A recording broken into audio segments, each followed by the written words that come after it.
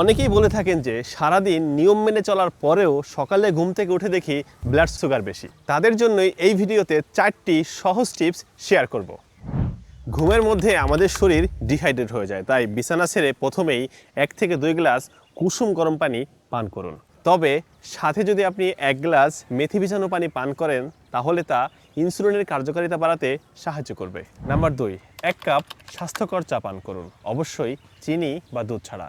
তবে এক্ষেত্রে সবচেয়ে বেশি কার্যকর হবে বনভূমি ডায়াবেটিক চা, কারণ সাধারণ চায়ের ক্যাফেইন অনেক সময় সুগার স্পাইক করতে পারে, কিন্তু ন্যাচারাল ভেষজ উপাদান দিয়ে তৈরিকৃত বনভূমির এই ডায়াবেটিক চা আপনার মেটাবলিজম বুস্ট করতে সাহায্য করে এবং সুগার লেভেল নিয়ন্ত্রণে রেখে সারাদিন আপনাকে ফুরফুরা রাখবে। নাম্বার 3, অন্তত 20 মিনিটের হালকা ব্যায়াম করুন, ভারী জিম করার দরকার নেই।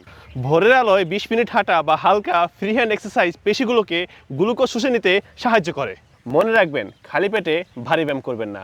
ব্যায়াম বা হাঁটার আগে হালকা নাস্তা হিসেবে ডায়াবেটিক ফ্রেন্ডলি যেমন বনভূমি মোরিঙ্গা বিস্কুট খেতে পারেন।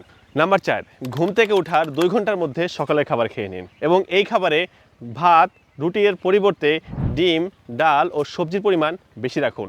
এটি আপনার সুগার স্পাইক আটকাতে ম্যাজিকের মতো কাজ করে।